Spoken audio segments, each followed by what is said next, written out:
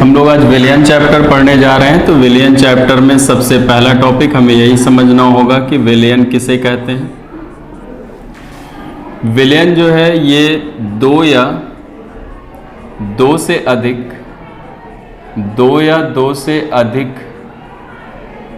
पदार्थों का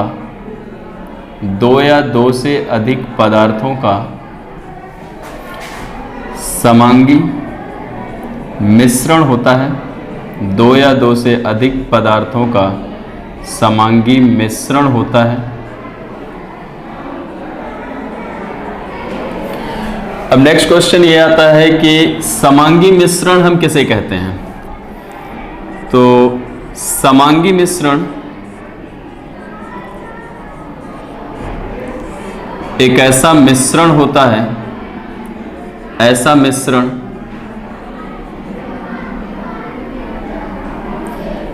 मिश्रण जिसके प्रत्येक भाग का संगठन और गुण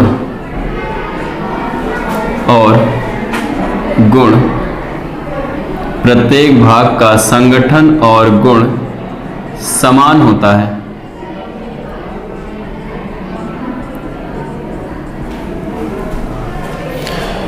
विलियन दो या दो से अधिक पदार्थों का समांगी मिश्रण होता है, और समांगी मिश्रण एक ऐसा मिश्रण होता है जिसके प्रत्येक भाग का संगठन और गुण समान होता है। ऐसा मिश्रण जिसके प्रत्येक भाग का संगठन और गुण समान होता है उसे हम समांगी मिश्रण कहते हैं।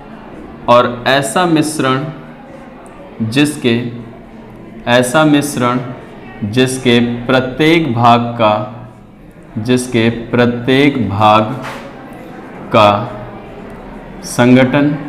असमान होता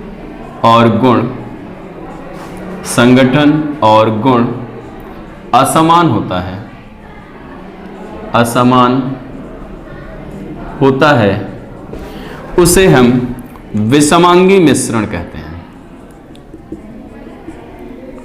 विषमांगी मिश्रण कहते हैं। ठीक है।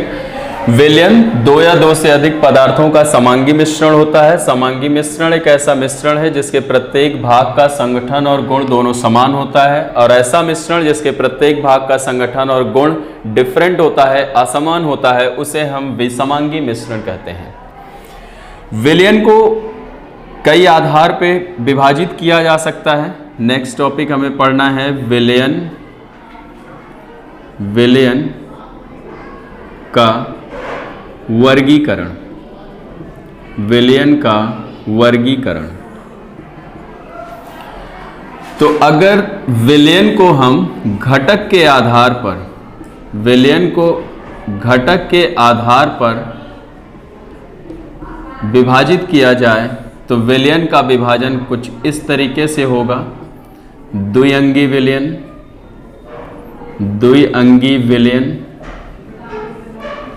मीन्स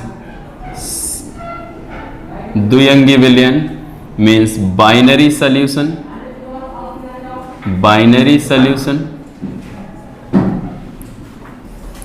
त्रिअंगी विलियन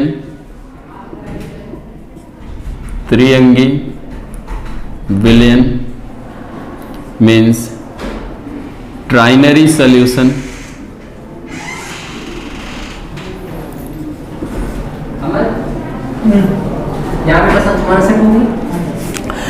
मतलब द्विअंगी विलियन ऐसा विलियन जिसमें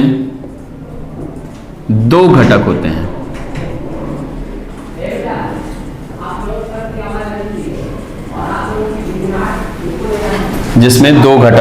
जैसे मान लो चीनी और पानी का आपने विलियन बनाया, तो चीनी और पानी में दो घटक हैं, एक चीनी और दूसरा पानी, तो ये हो गया आपका द्विअंगी विलियन।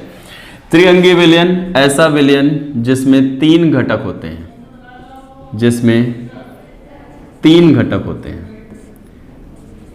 तीन घटक मतलब पानी, चीनी या नींबू, नमक, कुछ भी आपने उसमें मिला दिया तो अब इसमें तीन कंपोनेंट हो जाएगा, तीन घटक हो जाएंगे, तो हम इसे ट्राइनरी सॉल्यूशन मीन्स त्रिअंगी विलयन कहते हैं। और इसी तरीके से घटक के आधार पर आप टेटनरी सॉल्यूशन, चतुरंगी विलयन, पेंटनरी सॉल्यूशन, हेक्सनरी सॉल्यूशन, कैसा भी क्लासिफिकेशन आप विलयन का कर सकते हो। दूसरा, अगर हम सांद्रता के आधार पर वर्गीकरण करें विलयन का, सांद्रता के आधार पर, तो सांद्रता के आधार पर विलयन कुछ इस तरीके से होता है। एक होता है तनु विलयन, तनु विलयन, डाइल्यूट सॉल्यूशन, जिसे हम कहते हैं डाइल्यूट सॉल्यूशन। दूसरा है सांद्र विलयन, कंसंट्रेट सॉल्यूशन, कंसंट्रेट सॉल्यूशन। ऐसा विलयन जिसमें सल्यूट मीन्स विलय की मात्रा कम होती है, ऐसा विलयन जिसमें विलय की मात्रा, विलय की मात्रा कम होती है, उसे हम तनु विलयन कहते हैं। ये विलयन कम क्रियाशील होता है, ये विलयन कम क्रियाशील होता है। दूसरा है सांद्र विलयन। सांद्र विलयन मतलब ऐसा विलयन, ऐसा विलयन जिसमें, ऐसा विलयन जिसमें विलय की मात्रा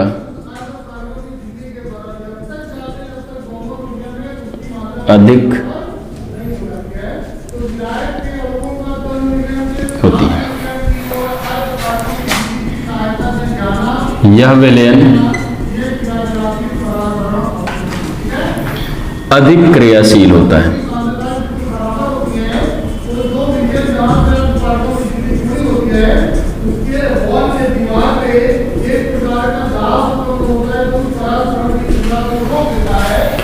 तो अभी तक हम लोगों ने विलयन समांगी मिश्रण, विसमांगी मिश्रण, विलयन का वर्गीकरण हमने घटक के आधार पर और सांद्रता के आधार पर किया।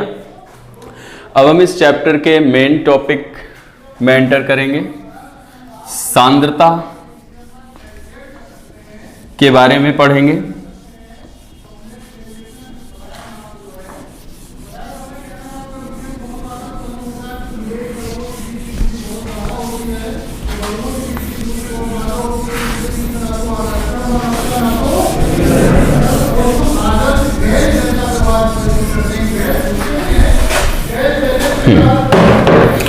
हम लोगों ने बोला कि घटक के आधार पर अगर विलयन को विभाजित किया जाए तो एक विलयन हमने बाइनरी सॉल्यूशन मतलब द्विअंगी विलयन बोला।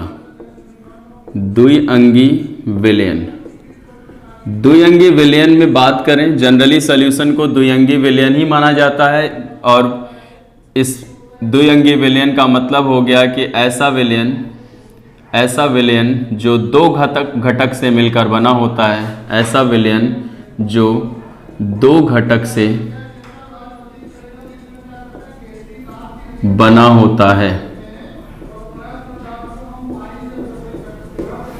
उसे हम द्विअंगी विलयन कहते हैं। तो विलयन दो घटकों से बना होता है। एक घटक जो होता है वो कम मात्रा में पाया जाता है, उसे हम विलेय कहते हैं। और एक घटक वो होता है जो अधिक मात्रा में पाया जाता है, जिसको हम विलायक कहते हैं। विलेय मतलब विलयन का वह घटक, विलयन का वह घटक जो कम मात्रा में पाया जाता है, कम मात्रा में पाया जाता है, या जो विलायक में घोला जाता है, जो विलायक में घोला जाता है, विलेय कहलाता है, विलेय कहलाता है। मतलब विलेय क्या है ये हम दो तरीके से समझ सकते हैं। एक तो विलयन, जो विलयन में कम मात्रा में होता है उसे हम विलेय कहते हैं, या फिर आप ऐसे समझो कि जिस चीज को घोला जाएगा उसे हम विलायक कहते हैं, विलेय कहते हैं, जिस चीज को विलायक में घोला जाता है। जैसे चीनी और पानी का विलयन अगर हम बनाएंगे तो चीनी को ही घोला, चीनी को पानी में डालो या पानी को चीनी में डालो, घुलेगा चीनी ही, तो चीनी हमेशा विलेय होगा और पानी हमेशा विलायक होगा। तो विलायक विलयन का ऐसा घटक होता है, विलयन का वह घटक, विलयन का वह घटक जो अधिक मात्रा में, विलयन का वह घटक जो अधिक मात्रा में पाया जाता है, पाया जाता है, या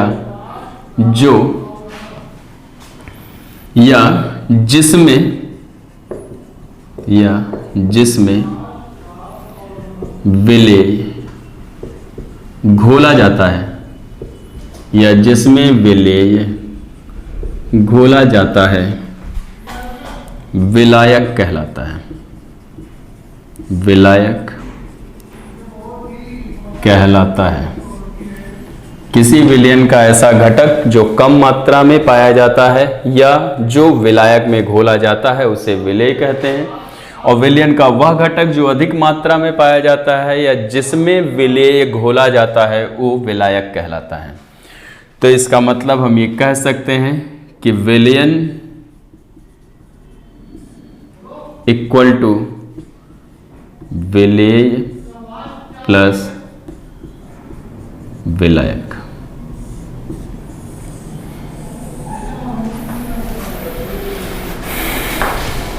ठीक, अब हमारा नेक्स्ट टॉपिक इस चैप्टर में जो होगा वो होगा प्रतिशत सांद्रता निर्धारित करना पहले हम सीखेंगे, उसके बाद प्रतिशत सांद्रता, फिर सांद्रता कंसंट्रेशन टर्म में जाएंगे। तो नेक्स्ट टॉपिक है प्रतिशत सांद्रता। प्रतिशत सांद्रता मतलब percent strength, percent strength means percent S.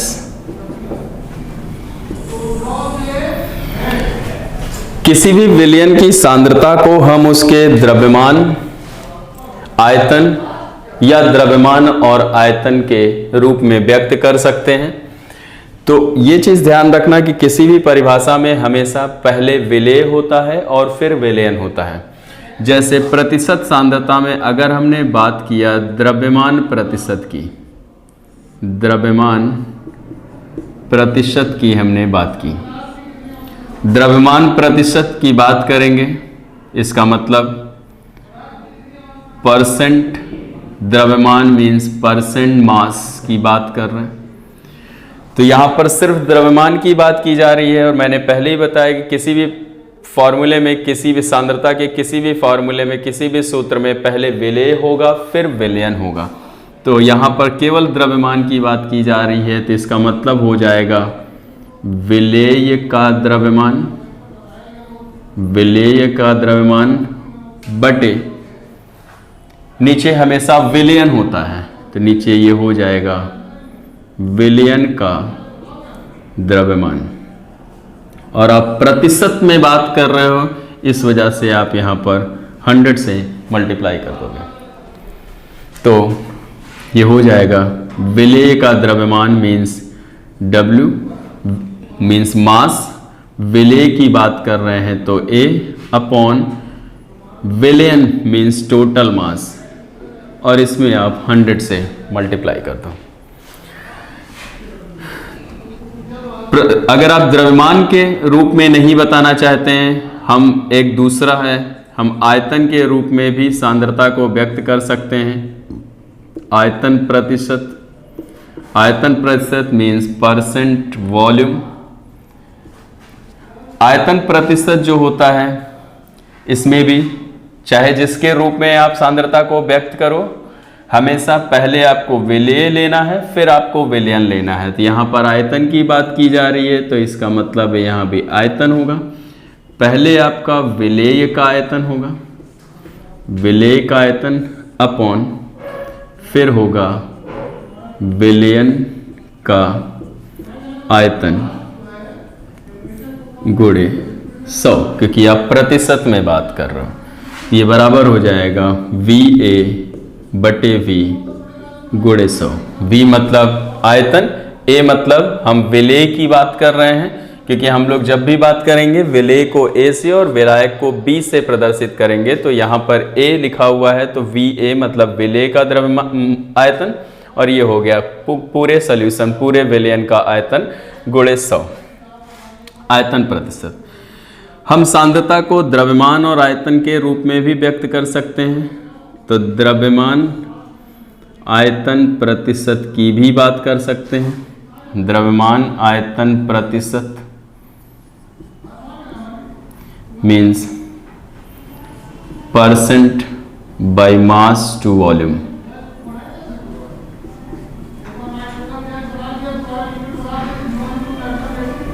बराबर, पहले मास है मीन्स द्रव्यमान है, और मैंने बोला हमेशा ऊपर विलेय का रहेगा, तो विलेय का द्रव्यमान बटे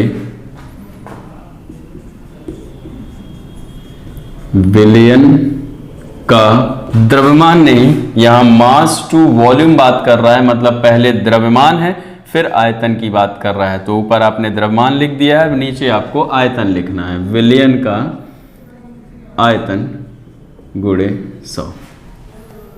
तो ये हो जाएगा आपका mass means WA upon W, नहीं नीचे है विलयन का आयतन, आयतन का मतलब हो गया V, तो WA अपॉन V गुणे 100। प्रतिशत में अगर हम सांद्रता को व्यक्त नहीं करना चाहते हैं तो हम सांद्रता को डायरेक्ट रिप्रेजेंट कर सकते हैं कंसंट्रेशन के टर्म में।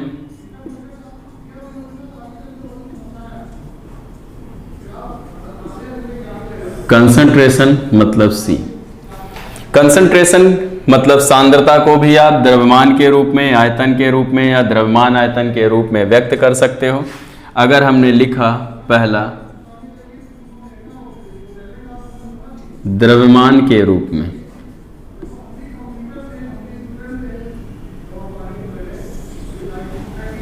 द्रव्यमान के रूप में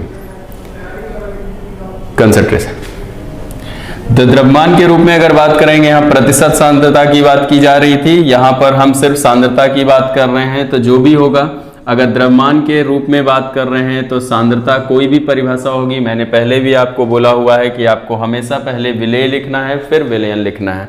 तो सांद्रता द्रव्यमान के रूप में लिख रहे हो तो यहाँ पर ऊपर जो होगा वो विलेय का द्रव्यमान होगा,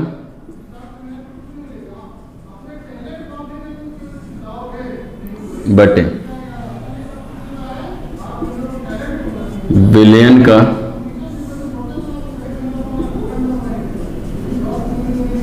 द्रव्यमान।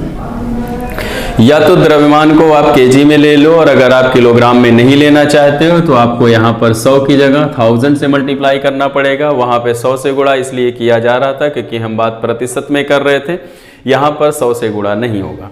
आप 1000 से गुणा करोगे क्योंकि यहाँ पर आप द्रव्यमान को ग्राम में ले रहे हो। अगर आपने यहाँ पर द्रव्यमान को केजी में लिया, किलोग्राम में लिया, तो आपको यहाँ पर 1000 से गुणा करने की जरूरत नहीं पड़ेगी।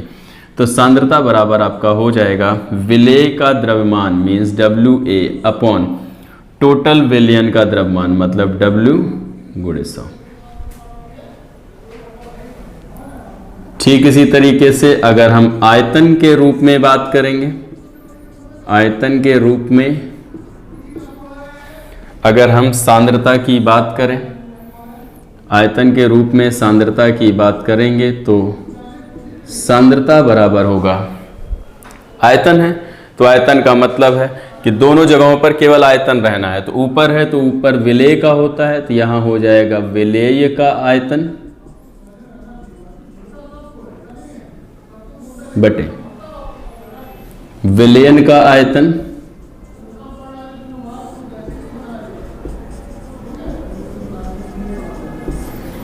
या तो विलयन का आयतन जो है उसे आप लीटर में ले लो, और अगर आप लीटर में नहीं लेना चाहते हो, मिलीलीटर में लेना चाहते हो, तो यहां पर आप 1000 से गुणा कर दो। तो फॉर्मूला हो गया, वॉल्यूम की बात कर रहा है, वी सल्यूट यानी विलेय की बात कर रहा है, तो ए बटे वी गुणे 1000। इसी तरह से आप द्रव्यमान और आयतन के रूप में भी बात कर सकते हो।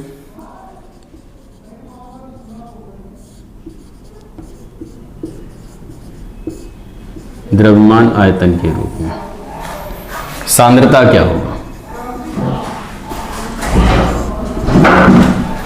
सांद्रता द्रव्यमान आयतन की बात कर रहा है, मीन्स यहां पर सांद्रता को हमें द्रव्यमान के रूप में भी लिखना है और आयतन के रूप में भी व्यक्त करना है। पहले द्रव्यमान है और ऊपर हमेशा विलेय होता है, इस वजह से हमें यहां पर लिखना होगा विलेय का द्रव्यमान, विलेय का द्रव्यमान बटे नीचे विलयन होता है और बाद में हम आयतन की बात कर रहे हैं, इस वजह से नीचे हो जाएगा विलयन का आयतन गुणे 1000 से गुणा कर दो। अगर आप विलयन के आयतन को मिलीलीटर में ले रहे हो और अगर आप विलयन के आयतन को लीटर में ले रहे हो तो उस टाइम पर आपको यहाँ पर 1000 मीन्स 1000 से मल्टीप्लाई करने की कोई ज़रूरत नहीं है।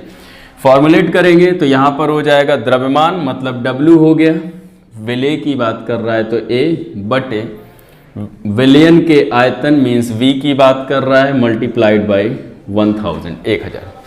तो हमने पहले प्रतिशत सांद्रता की बात किया, प्रतिशत सांद्रता में भी बात हमने द्रव्यमान के रूप में प्रतिशत बताई, आयतन के रूप में प्रतिशत बताया, द्रव्यमान आयतन प्रतिशत भी हमने बात किया। सांद्रता के रूप में जब हमने बात किया तो मैंने बोला कि द्रव्यमान के रूप में, आयतन के रूप में या द्रव्यमान आयतन के रूप में आप सांद्रता को व्यक्त कर सकते हो। प्रतिशत जब कोई भी परिभाषा हो पहले आपको विलेय लिखना है फिर विलयन लिखना है। केवल द्रव्यमान था तो विलेय का द्रव्यमान बटे विलयन का द्रव्यमान, प्रतिशत निकाल रहे थे तो आपने 100 से गुणा कर दिया। आयतन प्रतिशत निकाल रहे थे तो विलेय का आयतन बटे विलयन का आयतन, क्योंकि ऊपर विलेय और नीचे विलयन ही रहना है और यहाँ केवल आयतन की बात कर रहा है तो इसका मतलब यहाँ भी आयतन होगा नीचे भी आयतन होगा। प्रतिशत निकाल रहे हो तो आपने 100 से गुणा कर दिया। द्रव्यमान आयतन प्रतिशत की आप बात कर रहे हो तो द्रव्यमान पहले है फिर आयतन है, मीन्स द्रव्यमान और आयतन दोनों के रूप में बताना है। पहले द्रव्यमान दिया है तो ऊपर हमने विलेय का द्रव्यमान लिख दिया बटे नीचे हमेशा विलयन रहता है और बात आयतन की कर रहा है तो विलयन का आयतन गुणे 100 बराबर WA बटे V गुणे 100। सांद्रता के रूप में जब हमने व्यक्त किया सांद्रता को द्रव्यमान के रूप में तो सेम वैसे ही परसेंटेज पे बात यहाँ नहीं करनी है, प्रतिशत की बात नहीं करनी है, लेकिन फॉर्मूला वही लगाना है। ऊपर हमेशा विलेय होगा नीचे हमेशा विलयन होगा, तो विलेय का द्रव्यमान बटे विलयन का द्रव्यमान गुणे 1000। आयतन के रूप में बात करेंगे तो ऊपर फिर विलेय का आयतन हो जाएगा नीचे विलयन का आयतन गुणे 1000। द्रव्यमान आयतन के रूप में बात करेंगे तो पहले द्रव्यमान है फिर आयतन, तो ऊपर द्रव्यमान नीचे आयतन होगा, ऊपर हमेशा विलेय होता है नीचे हमेशा विलयन होता है। अब इन दोनों फॉर्मूलों को अगर हम ध्यान से देखें प्रतिशत सांद्रता और सांद्रता में, तो दोनों जगहों पर फॉर्मूला सेम है। किसी भी रूप में देख लो, चाहे द्रव्यमान के रूप में देख लो या फिर आयतन के रूप में। द्रव्यमान के रूप में अगर देखा हमने तो ये देख लो विलेय का आयतन बटे द्रव्यमान विलयन का द्रव्यमान, यहाँ पर भी विलेय का द्रव्यमान बटे विलयन का द्रव्यमान। आयतन के रूप में हमने बात किया तो विलेय का आयतन बटे विलयन का आयतन, यहाँ पर भी विलेय का आयतन बटे विलयन का आयतन आया। दोनों जगहों पर सिर्फ एक अंतर है कि यहाँ पर 100 से गुणा हुआ है और यहाँ पर 1000 से गुणा हुआ है। तो एक फाइनल कंक्लूजन पर हम इस पहुँच सकते हैं कि जो सांद्रता होती है वो प्रतिशत सांद्रता गुणे 100 के बराबर होती है। मतलब कंसंट्रेशन बराबर प्रतिशत सांद्रता गुणे 10। देखो हम एक फाइनल कंक्लूजन पे ये पहुंच सकते हैं कि यहाँ पर जब हम सांद्रता की बात कर रहे थे, सांद्रता और प्रतिशत सांद्रता में अगर रिलेशन मेंटेन करना चाहें तो सांद्रता बराबर प्रतिशत सांद्रता। प्रतिशत सांद्रता में 100 से मल्टीप्लाई हुआ था, इसमें 1000 से मल्टीप्लाई हुआ है, तो 100 को 1000 बनाने के लिए हमें इसमें 10 से मल्टीप्लाई कर देना पड़ेगा। मीन्स हम कह सकते हैं कि कंसंट्रेशन मतलब C प्रतिशत सांद्रता गुणे 10 के बराबर होता है। तो ये एक हमारा फाइनल कंक्लूजन है।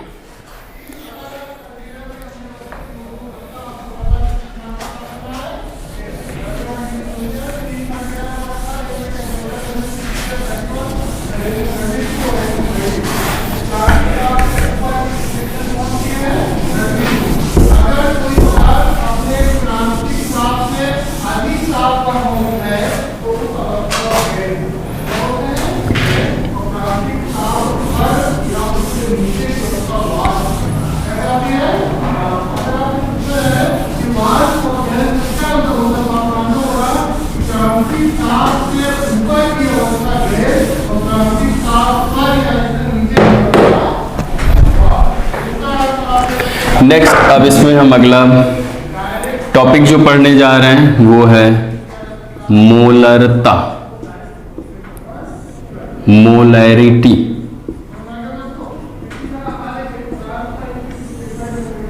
एम से इसे रिप्रेजेंट किया जाता है। मोलरता की अगर बात करें, मोलरता, मोलरता मतलब मोल, मोल की बात कर रहा है। और मैंने पहले भी बोला कि किसी भी परिभाषा में पहले ऊपर विलेय रहेगा फिर नीचे विलयन रहेगा। तो ये मोल की बात कर रहा है तो ऊपर यहां पर हो जाएगा विलेय का मोल बटे नीचे आयतन, विलयन का आयतन, विलयन का आयतन। अगर आयतन को हम लीटर में लेते हैं तो हमें ऊपर 1000 से गुणा करने की कोई ज़रूरत नहीं है, और अगर हम इसे मिलीलीटर में लेंगे तो ऊपर हमें 1000 से गुणा करना पड़ेगा। फिलहाल हमने इसको लीटर में ले लिया। तो मोलरता, मोल की बात की जा रही है। मोल क्या होता है? मोल हमें मालूम है कि मोल हम 11th क्लास में पढ़ चुके हैं कि मोल जो होता है वो भार अपॉन अणु भार होता है। मतलब N बराबर W/M होता है मोल। फिलहाल मोलरता को अगर हम डिफाइन करना चाहें, मोलरता की परिभाषा लिखना चाहें, तो अगर नीचे ये आयतन ना होता तो हम यही कहते हैं कि विलेय का मोल जो है वो मोलरता कहलाती है। लेकिन नीचे आयतन दिया गया है तो इस आयतन को हम 1 कह दें, तो विलयन का आयतन अगर 1 मतलब 1 लीटर मान लिया जाए तो उस टाइम पर विलेय का जो मोल होगा वही मोलरता कहलाएगी। तो इसकी परिभाषा हम बोल सकते हैं कि 1 लीटर विलयन में उपस्थित, 1 लीटर विलयन में उपस्थित, 1 लीटर विलयन में उपस्थित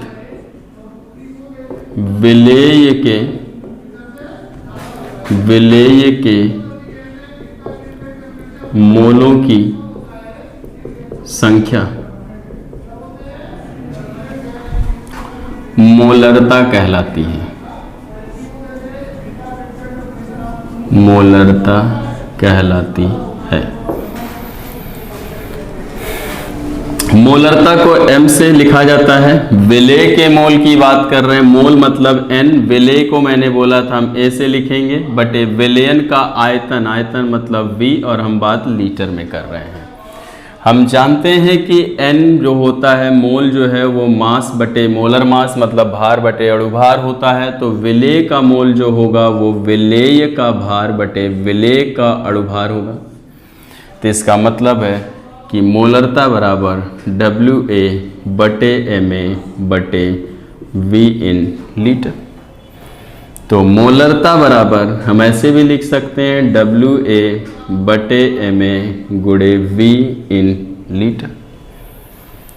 इसको हम चाहें तो मोलरता बराबर WA बटे MA, अगर V को हम मिलीलीटर में लिखेंगे तो यहाँ पर 1000 से गुणा करना पड़ेगा। इसके पहले अभी हम लोगों ने पढ़ा, और ये WA बटे V गुणे 1000 हम लोगों ने अभी पढ़ा। WA बटे V गुणे 1000 जो थी ये सांद्रता थी मास, द्रव्यमान और आयतन के रूप में। तो इसका मतलब है कि हम इसकी जगह पर C लिख सकते हैं। तो मोलरता बराबर C बटे MA लिखा जा सकता है। और हम जानते हैं कि C जो होता है वो प्रतिशत सांद्रता गुणे 10 के बराबर होता है, तो इसका मतलब है मोलरता बराबर हो जाएगा प्रतिशत सांद्रता गुणे 10/mA। अगर क्वेश्चन में यदि विलयन का घनत्व D हो, क्वेश्चन में अगर आपको घनत्व दिया हो तो आपको केवल उस डेंसिटी से, उस घनत्व से आपको इस फॉर्मूले में यानी इस सूत्र में गुणा कर देना है। एक फॉर्मूला हमारा ये भी हो सकता है। एक फॉर्मूला अपने पास जो आया था वो ये था। कभी कभी ऐसा बोलता है कि विलयन जो होता है वो पहले उसका मोलरता पहले कुछ और थी, आयतन कुछ और था, बाद में उसकी मोलरता कुछ और आयतन कुछ और हो गया। तो ऐसी स्थिति में हम एक फार्मूला m1v1 बराबर m2v2 लगाते हैं। इसके बाद हम लोग मोलरता को प्रभावित करने वाले कारक के बारे में पढ़ेंगे। मोलरता को प्रभावित करने वाले कारक।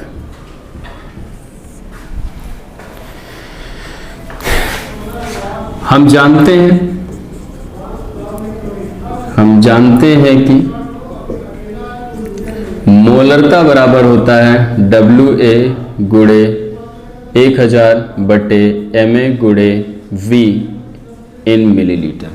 तो यहाँ से अगर मोलरता और आयतन में रिलेशन देखा जाए तो मोलरता जो है वो आयतन के इनवर्सली प्रोपोर्शनल होता है, मीन्स वित्त क्रमानुपाती होता है।